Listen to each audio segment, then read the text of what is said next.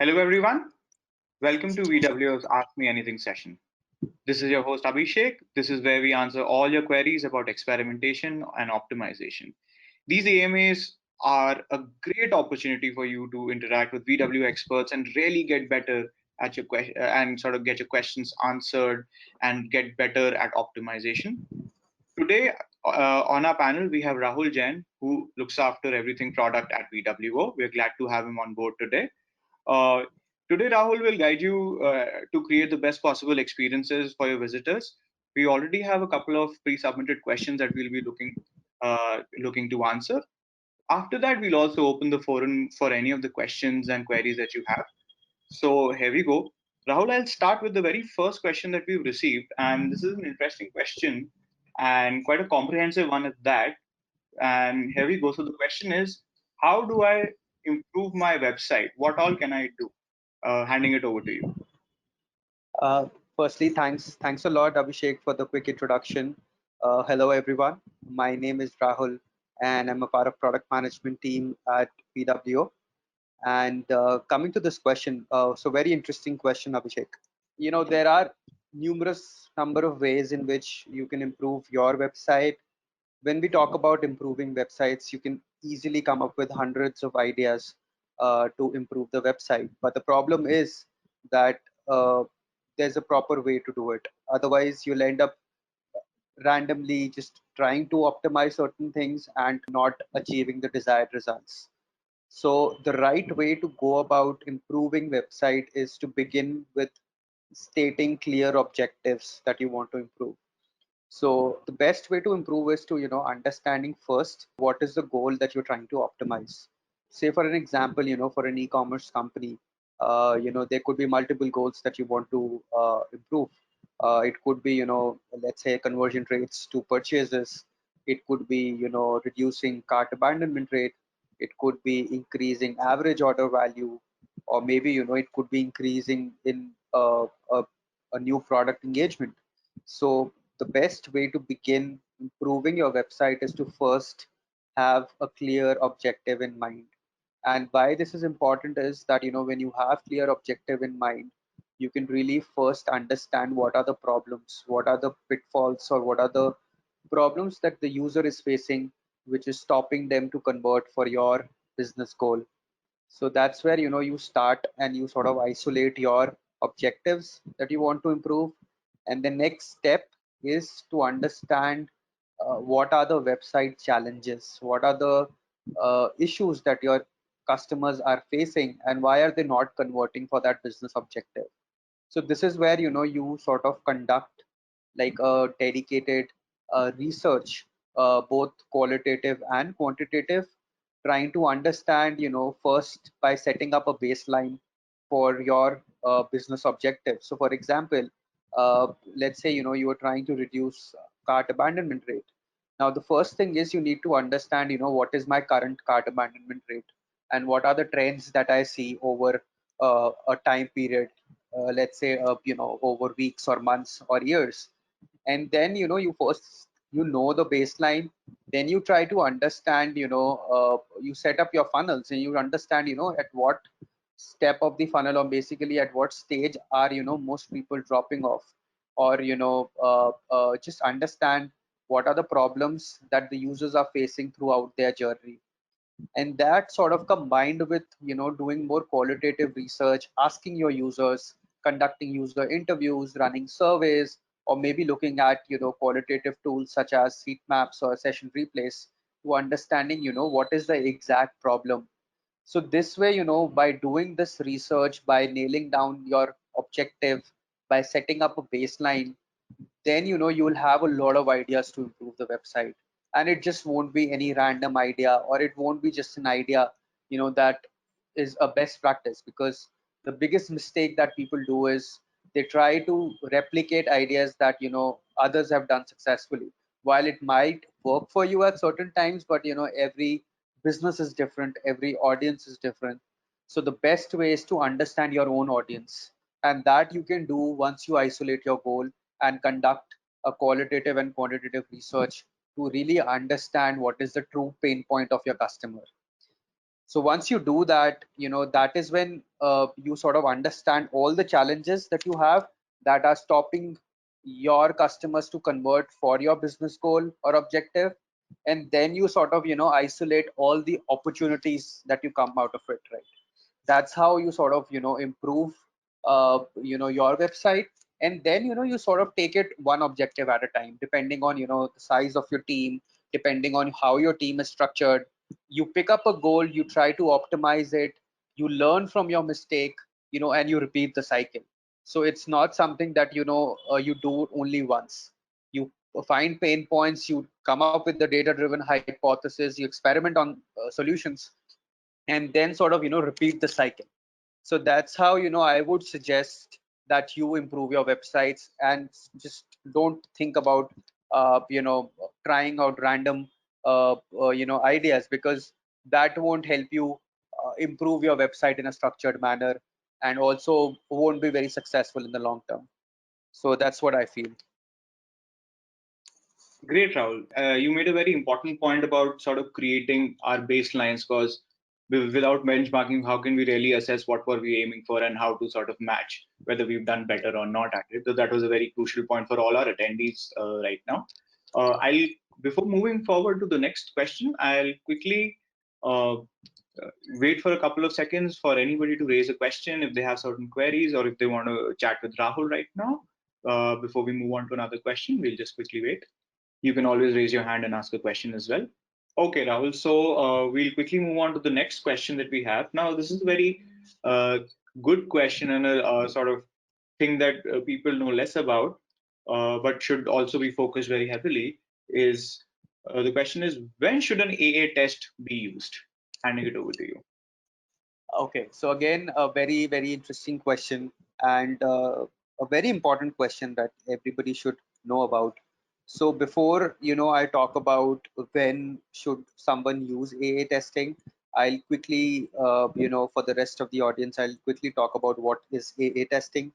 So essentially, AA testing is a method of A/B testing used to sort of, test two identical versions of the page against each other. So, let's say, I have my original homepage. Now, without making any changes to that homepage, I'll test the same version against each other. And typically, this is done to check that the tool that they're using to run experimentation is statistically fair or not. Like, in a typical AA test, ideally the tool should report no difference in conversions between the control and the variant, if everything is set up correctly. So mostly, people use AA testing to really understand if the tool that they're using is giving out fair results or not. Now, coming to the next point, which is, why is it even important? uh, so why would you even want to run a test where control and variations are identical?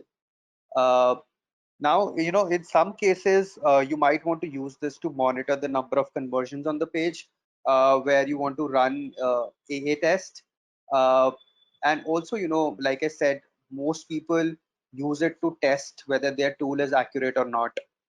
Now, one thing that I want to really highlight to everybody is that whenever you are running an AA test, there could be certain chances where you could see slight difference in conversion, and that is purely because the way sort of traffic is divided between both the variants, and obviously it is there's an element of randomness when it comes to testing. So which is where there is a possibility that you could see a slight difference in the number of conversions per se. But what the important thing is that the tool should not give like a statistically significant result between control and the versions when you're running an A/B test. So that is the important point. But ultimately, whenever we talk about statistical significance, whenever we say, let's say there's a 95% significance, even then there is, it's a probability, it's not certainty, which is where even then there is 1 in 20 chance that your results that you're seeing is due to a random chance. So it's important to understand this fact, But the way you should test it is that your tool should not give out a statistically significant result. It might show you different conversions, but it won't show you a statistically significant result between the control and the variations when you're running an EA test. So essentially, this is where you sort of run a test. And if you talk about specifics of when you should do it, I think whenever you're trying out a new tool, or if you have an internal tool that you're using to run A/B test, it's important that you run an A test to understand if there is something wrong with your A/B testing tool. And don't worry about specific conversions. Don't worry about seeing difference in conversions, because that can happen, but it won't give you a statistically significant result, and that's the important thing. And I hope that answers to the question. Great, Rahul. Thank you for the description. Yes, AA tests are absolutely vital these days to definitely try and to know exactly what it is going to give you. It was a very clear explanation of how best to use it. So I'll quickly again open the forum for our audience. If they have a question, if they want to bounce off an idea off of Rahul, is there a particular experiment that you want to run, or are you running? If you want to bounce off what would be the next course of action, Rahul will help you out in that front. Rahul, the final question for the evening that we have, which was also a pre-submitted question. Now, this is a question that that's largely debated all across the experimentation space, and it's absolutely vital to structure your whole program and whole approach as to how you want to experiment. So the question is, how do I create a basic testing roadmap, which is absolutely essential for any new experimenter to figure out and then move forward? Handing it over to you. Thank you for this question, Abhishek. So, this is a very common question that we get from a lot of our customers, because establishing like a testing roadmap is not there's no structured way, which is very popular throughout the industry. Although there's a lot of good content, or there are best practices to do it, but this is definitely something which is very open-ended, and a lot of people do it in a very different manner. Now, coming to the specific question here, so I briefly spoke about the first question that I covered, wherein I spoke about how would you improve website. Now, the testing roadmap is also closely attached to the answer that I'd given earlier.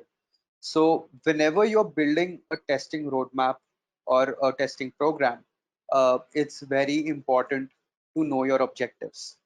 Right, because a testing program can really go haywire by doing random testing, and nobody wants that, right? And it's not just about a testing roadmap. It's about anything that you're building, right? uh, Whenever you're building something new, you need to have an objective in mind. You need to have a clear goal that you want to improve, be it at a business level, be it at a team level, be it at any specific project level. Also, you need to have very clear goals in mind. So even for your testing roadmap, set up a clear set of objectives that you want to improve. You can maybe time bound them. Let's say you can say that for the next quarter, these are the goals that we want to optimize, right? Now, second step of establishing that roadmap is having a very clear set of baseline defined for all those objectives. So you should know that this is where we are today, and this is where we want to be in future, so that you have a benchmark to compare with. So that's again a very important aspect of building an optimization roadmap or a testing roadmap. Now, continuing with the next step, from the last question, I'll skip the research part, because that's again like a part of the process. But talking about specific stages of roadmap, once you have ideas that you want to test, once you have clear objectives, then the next important thing is how do you sort of formulate those hypotheses, right?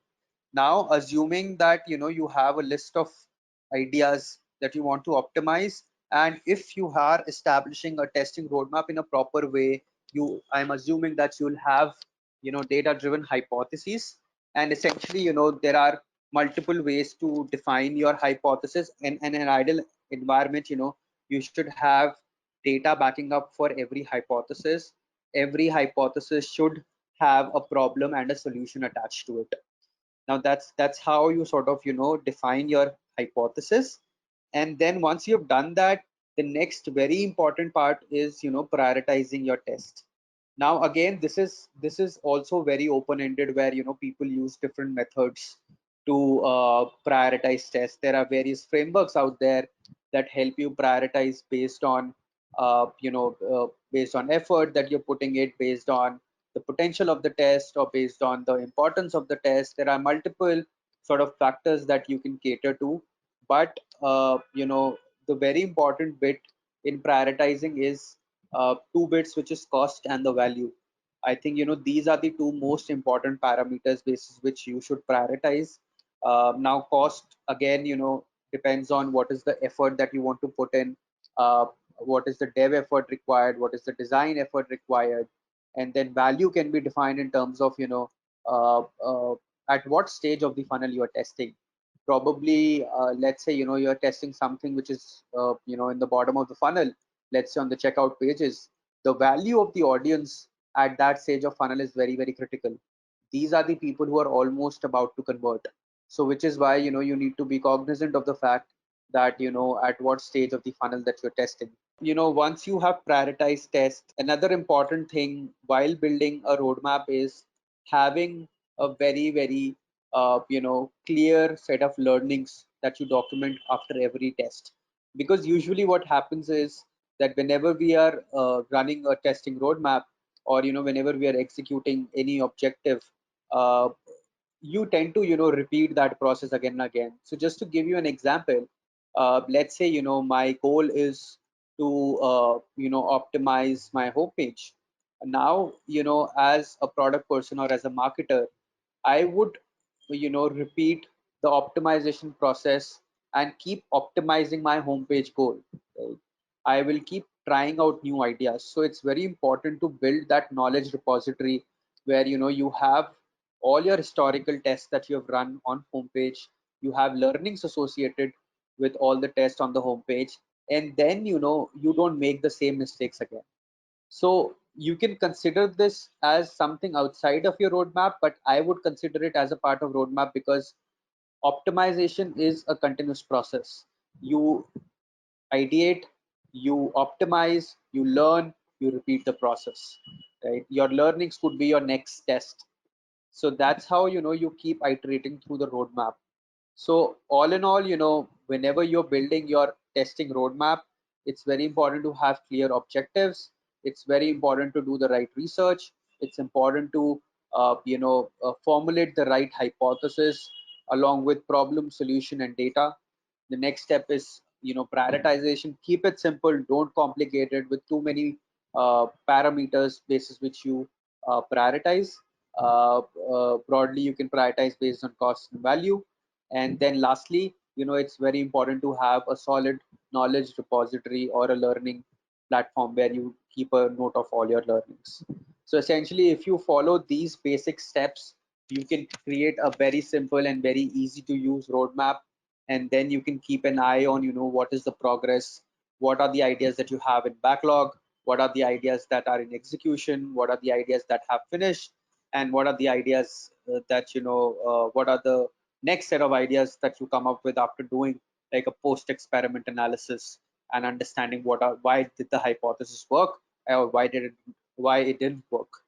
So that's how you can create like a solid optimization roadmap. And then as you grow, as your team grows, you can really take care of multiple objectives. You can create separate roadmaps, and then you can create more sophisticated you can also use other sophisticated tools to manage your optimization roadmap. But all in all, this is how you go about creating a testing roadmap. So I hope that answers to the question. Great, Rahul. Thank you for so many details on how to create the best roadmap possible, and sort of giving clear insights at every stage what is crucial, where to actually be cognizant of a certain pitfalls, and how ultimately optimization is a continuous process, and you keep on learning and changing things and always aiming to improve that particular process. Rahul, I think we'll be quickly wrapping up the session today. It was a really lovely Sure. session. Thank you, Rahul, for addressing all our customer queries. I really encourage all our audience and participants today to keep asking, keep submitting your questions, and discussing new ideas with us. This is the perfect watering hole for all of us together to become better at optimization and learning to do things better with VWO. Thank you for coming. Keep experimenting.